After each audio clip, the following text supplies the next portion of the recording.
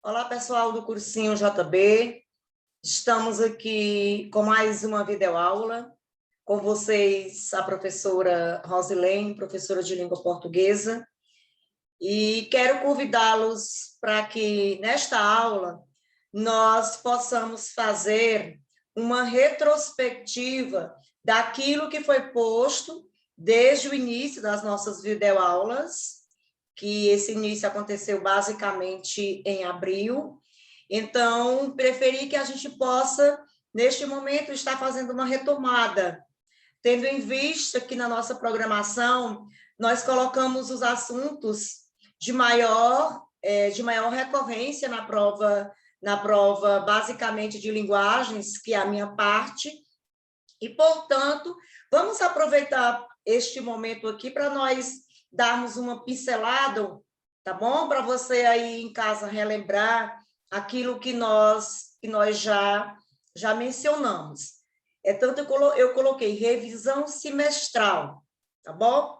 Então, venham comigo. Nós vamos ter, no primeiro momento da nossa revisão, nós mencionamos e vamos trazer aqui a sua devida importância quando nós abordamos vários aspectos inerentes ao universo da língua, onde dentro desse universo a prova de linguagens ela se pauta muito, porque nesse sentido as questões priorizam que o aluno ele não deve apenas estar atrelado a um aspecto imposto pela língua, mas que o aluno entenda que esse universo, que essas situações onde nós fazemos uso da língua para nos comunicarmos, que essa língua, ela se pauta de diferentes maneiras.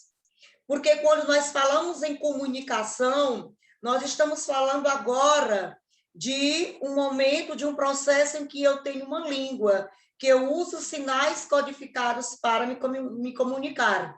A comunicação é uma necessidade inerente ao ser humano, inerente ao homem. Nós não vivemos em um mundo ou em uma ilha onde nós não estamos interagindo comumente com o outro, com o meu interlocutor. Então, essa linguagem humana, ela permeia a nossa necessidade por muitos e muitos anos, desde a pré-história, como o homem primitivo se comunicando. Então, essa linguagem humana é exatamente a capacidade que nós temos e que o homem tem de comunicar-se. Mas essa comunicação hoje, ela se pauta exatamente por meio de uma língua. Ou seja, todos os nossos pensamentos, não é assim, quando eles são exteriorizados, nós utilizamos de uma gama de maneiras para concretizar esse pensamento. Quando nós falamos dessa linguagem humana, nós não estamos falando aqui apenas de uma linguagem que é traduzida verbalmente, ou seja, através da oralidade, através da escrita, mas nós estamos falando de uma linguagem que ela amplia o seu universo. Porque se nós pensarmos em linguagem humana, a linguagem do homem apenas quando ele fala e quando ele escreve, eu estou descaracterizando situações em que existem pessoas que elas são limitadas, portanto, no processo de comunicação, e para isso elas não detêm o sentido de falar ou de ouvir. Portanto, nós vamos só relembrar que quando nós falamos de linguagem humana, nós falamos de linguagem verbal, de linguagem não verbal e de linguagem mista. Lembrando que nessa representatividade a gente pode trazer a expressão da fala, a expressão da escrita, mas lembrando que nesse processo da linguagem existem as N formas de comunicação representado por sinais, representado por sons.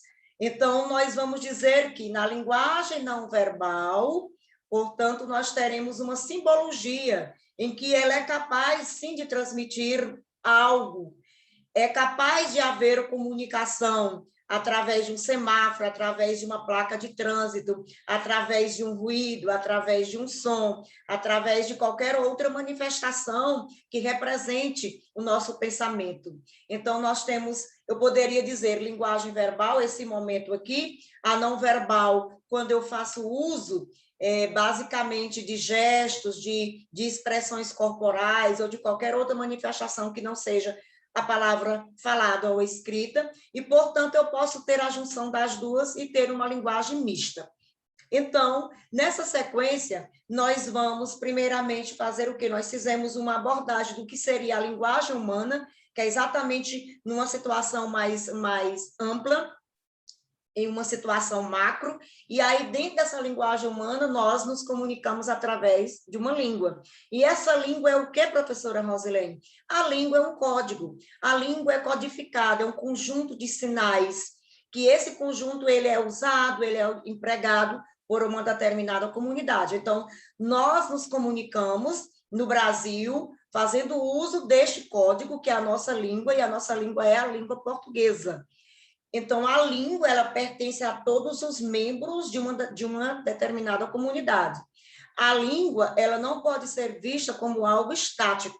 Sempre lembrando aí, ó, para não esquecer aí, galera, nas questões, a língua muda, a língua é dinâmica, a língua é uma entidade viva. Nós podemos dizer que ela jamais será homogênea, ela é heterogênea.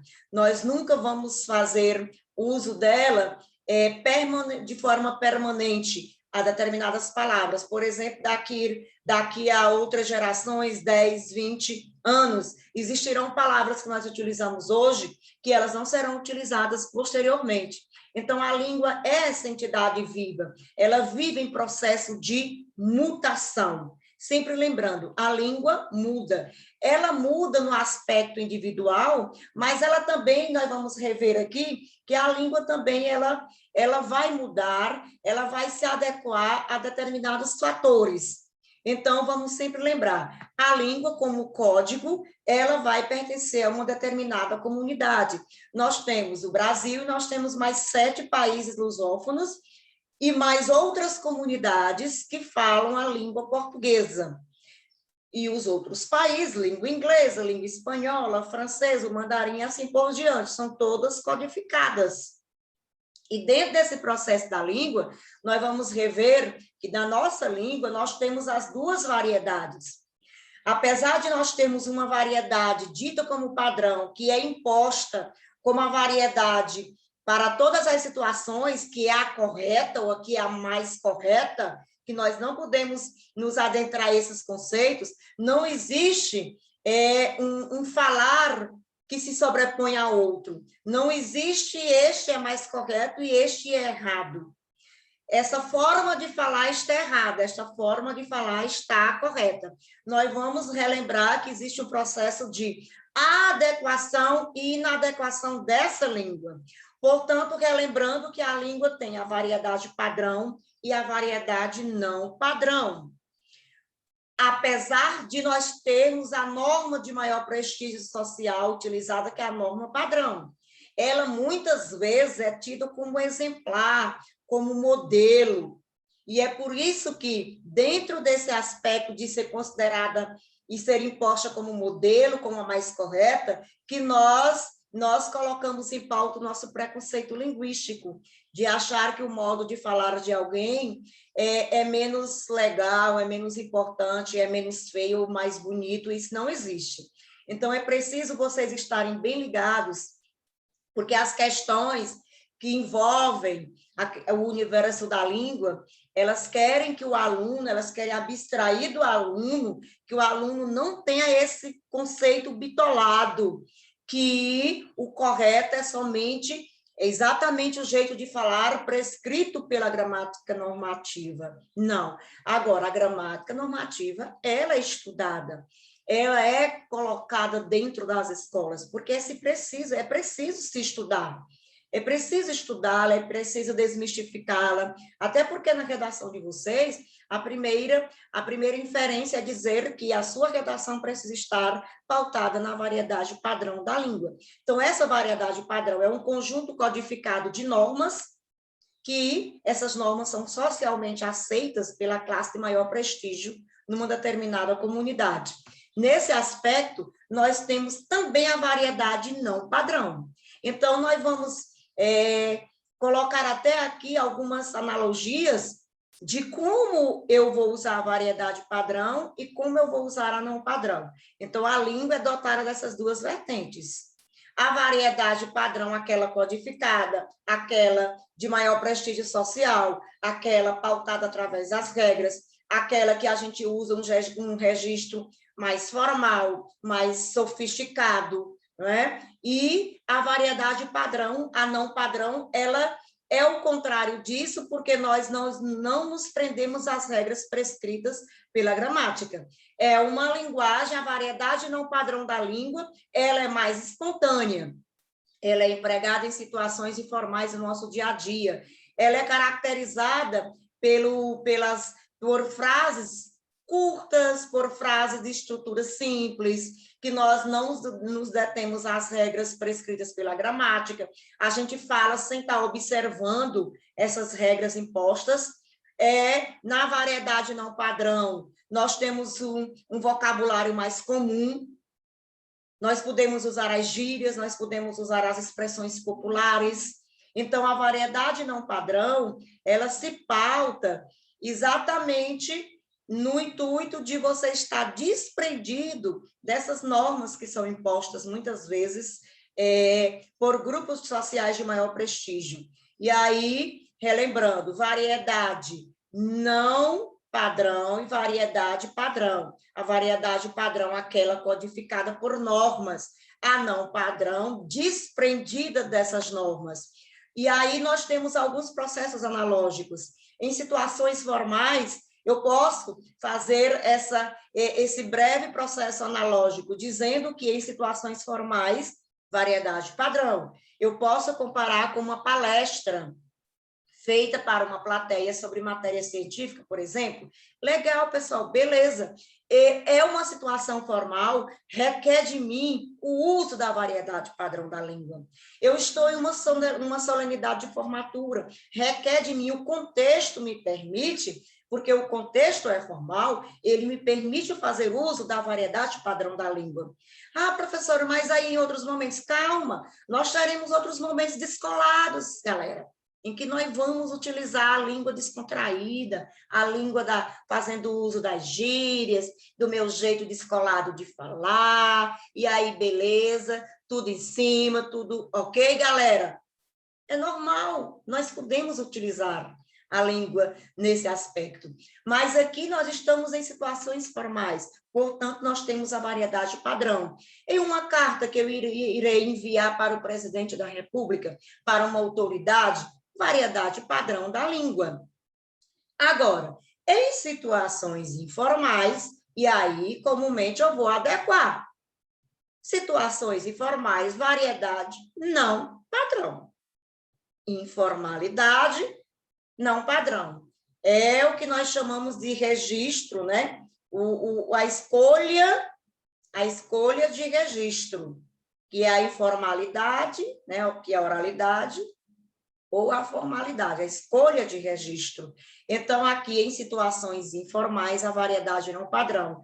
É uma reunião familiar, conversa com os colegas no clube, na praça, não sei mais aonde, um bate-papo informal. As redes sociais, no entorno delas, nós usamos comumente essa linguagem, essa variedade não padrão, com as abreviações, com as representatividades através dos emojis, ou seja, a linguagem não verbal. Então, nós temos essa liberdade. O que nós temos que ter em mente é que nós precisamos ter o discernimento, que existe a variedade padrão e não padrão, e como utilizar essas variedades da língua. É isso, galera, basicamente é isso. Quando eu tenho esse poder de discernimento e o conhecimento acerca disso, eu não vou errar questão nenhuma. Eu vou ter que analisar o que é que o comando da questão pede, eu analiso o contexto da questão e vejo o que é que o comando quer de mim. E nunca deixando prevalecer a questão do preconceito. Todas as situações em que nós estivermos inseridos no processo de comunicação, é só adequar a linguagem, a língua que você utiliza à situação que está tudo beleza, tá? Então, como nós já comentamos que o universo dessa língua é um universo extenso, existem variações, existem jeitos de falar, que esses jeitos, eles não são decorrentes apenas do jeito individual ou do uso individual da língua. Existem alguns outros fatores que interferem nesse modo de falar, que nós chamamos de variedades linguísticas. Estão lembrando? As variedades linguísticas. Então, a língua, eu posso até utilizá-la de modo individual. Ninguém fala igual. Mas, além dessa individualidade, existem outros fatores que influenciam diretamente no processo de uso da língua, que são fatores geográficos, que são fatores sociais, fatores profissionais, situacionais e históricos. E aí, nós vamos aqui, galerinha, relembrar as variedades linguísticas ou variações linguísticas. Então, de maneira mais simplificada, nós vamos considerar aqui a existência de 4 tipos de variação. Relembrando, nessas variações já existem as outras cognominações. A variação sociocultural vai ser aquela chamada de diastrática, vamos só relembrar esses nomes, que porventura podem ser esses nomes, essas cognominações, desculpe, serem postas e o aluno no momento não lembrar, tal. Então, vamos só fazer essa revisão aqui bem breve. A variação sociocultural, ela é chamada de diastrática, ela faz referência ao extrato social, aos grupos sociais. Então, a língua, quando ela varia, conforme esses aspectos nós estamos relacionando aqui, a idade, porque a criança fala de um jeito, o adulto fala de outro, a questão do homem fala de um jeito, a mulher de outro, o nível de escolaridade influencia, as condições econômicas do falante, o grupo social que ele faz parte. Então, esses aspectos, quando eles serão levados em conta, preste bem atenção isso nas questões cobradas no Enem, porque eles podem perguntar para vocês qual foi o aspecto que influenciou naquele processo de variação daquele texto. Então, você vai observar se foi uma criança que falou, se foi um adulto, o nível de escolaridade daquela pessoa, o grupo social que esta pessoa faz parte. Então, esses aspectos aqui não confundam. Esses aspectos, eles estão entrelaçados e estão relacionados à variação sociocultural. A variação sociocultural. Aqui, vocês irão observar que nesses aspectos aqui, vocês não podem, porventura, atribuir a um outro tipo de variação. A variação geográfica já é uma outra coisa. A variação geográfica, que é a mesma dita de diatópica, aí qual é o aspecto em um texto, professora Rosilene, no Enem, nordestino? Pronto. O que vai prevalecer ali é a forma de falar daquele texto, como ele está escrito. Então, porventura, se for regionalismo, uma característica de um regionalismo, do gaúcho, do mineiro, do nordestino, do sulista, do carioca. Então, prevalece, portanto, um aspecto da língua que está variando conforme a região que ele vive. Então, a região em que o falante vive é o aspecto levado em conta para eu caracterizar esta variação como variação diatópica ou variação geográfica. Existem expressões que elas já são típicas de determinadas regiões. É o oxente, é como nós falamos, né? O oxente, é o vixe, né? Vixe, oxe. Então, é o que caracteriza Basicamente, existem algumas palavras que elas são amuletos que já, quando você menciona, você já sabe de onde aquele falante é. E lembrando, essa variação geográfica também acontece de país para país que usa, os países que usam a mesma língua. A variação geográfica pode ser entre Brasil e Moçambique, entre Angola, entre Portugal, entre São Tomé e Príncipe. Então, os países que falam a mesma língua, a língua também portuguesa não é a mesma para todos esses países. Existem palavras em Portugal que têm um sentido, no Brasil tem outro sentido. Então, existe muita essa questão de diferença de estrutura sintática, de diferença lexical, de diferença de vocabulário, de significado. Outra variação é a histórica, chamada diacrônica. Por quê? Porque a língua, em épocas anteriores, no século XVI, século XVII, existiam palavras em que elas não são mais usadas como no século XXI. Elas são já consideradas arcaicas e, portanto, não são mais utilizadas. Essa variação histórica, ela pode ser, a mudança acontece no modo de escrever da palavra, a palavra mudou sua estrutura, também pode ser uma mudança no significado das palavras. Ela pode ter tido um significado antes, ela tem hoje um outro significado. Então, quando eu escrevia, por exemplo, a palavra farmácia com PH, ou seja, o modo de escrever como era antigamente, hoje não é mais, a gente escreve farmácia com F, mas farmácia era escrito com PH. Então, quando eu usava a palavra coisa, né? O COU, coisa, e hoje coisa, isso é processo de variação histórica dentro da língua. O exemplo mais contundente e consolidado para essa variação é a escrita da carta de Pero Vaz e Caminha. Lembra que nós colocamos aqui um exemplo?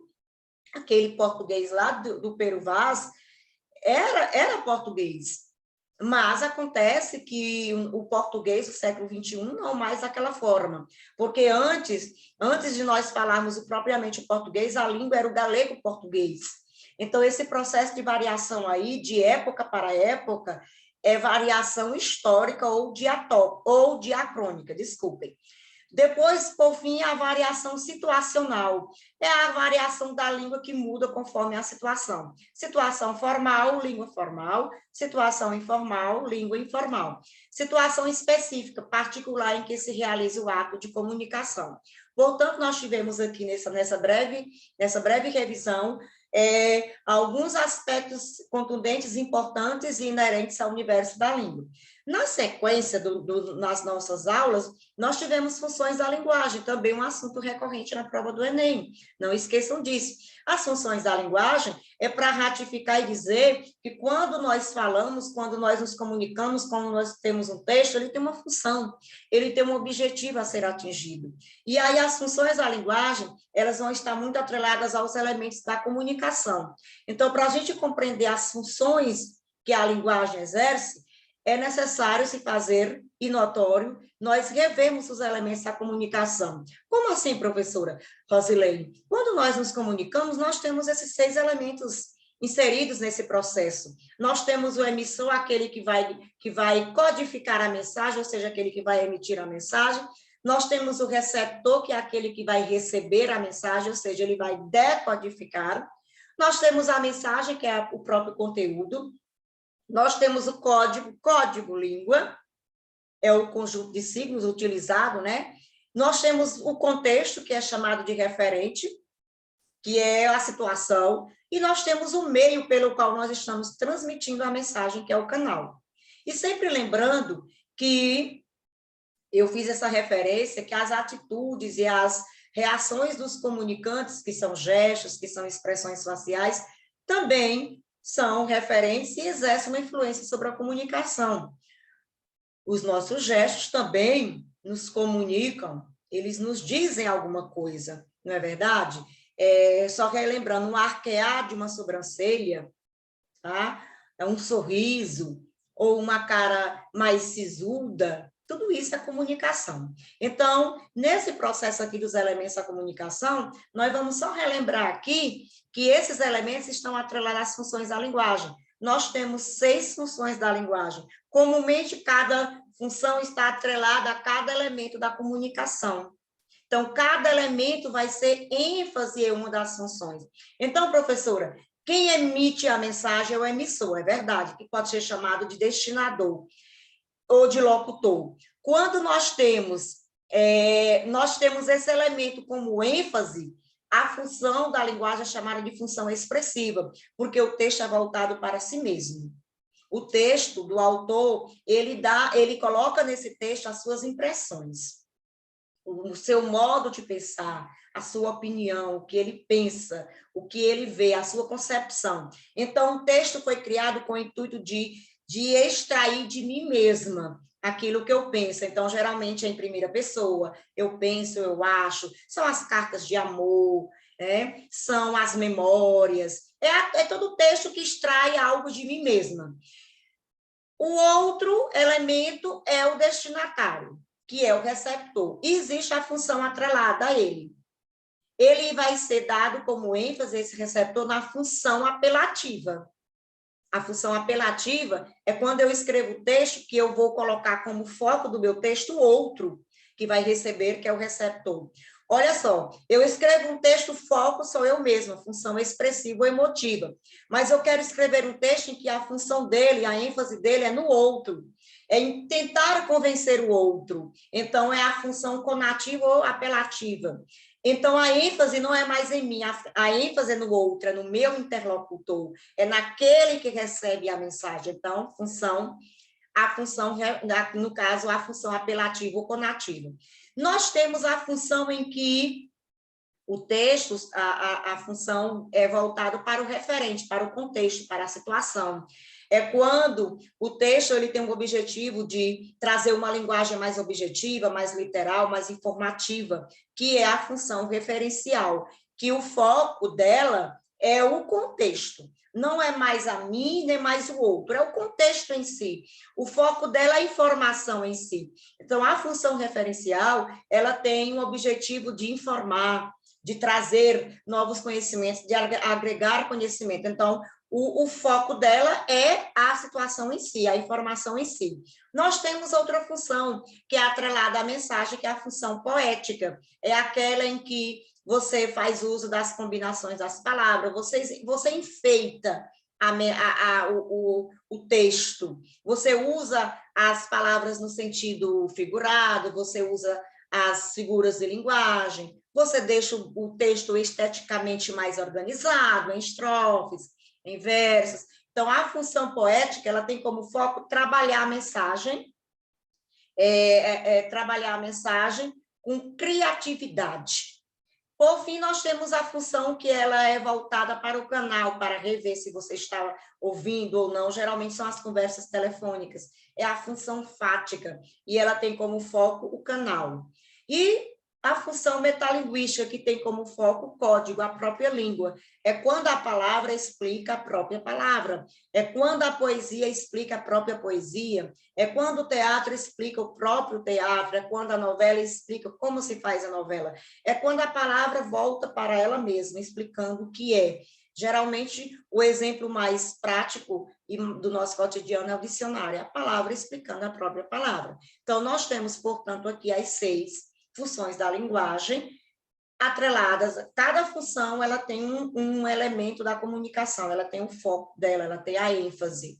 E, por fim, nós vimos, minha gente, na sequência das nossas aulas, a parte gramatical. Exatamente, nós estamos devendo a vocês a fazer esse estudo gramatical comumente dessa forma aqui, nessa sequência. Então, o que vai ser avaliado na competência 1, quanto aos desvios, eu elenquei já para vocês aqui. Então, quando a redação de vocês for posta na mão do corretor, a primeira competência, logo é a primeira, ele vai logo corrigir, ele já olha logo, convenções da escrita, os desvios de convenções da escrita, gramaticais, de escolha de registro e de escolha vocabular. E aí, eu estou trabalhando aqui com vocês todos esses assuntos gramaticais, para estar belezinha na redação, para ninguém perder aqui 200 pontos, não, por vacilo, não, tá bom? Pode perder, não. E aí, quando nós estivermos revendo também os assuntos da competência 4, não é para perder 200 pontos, não,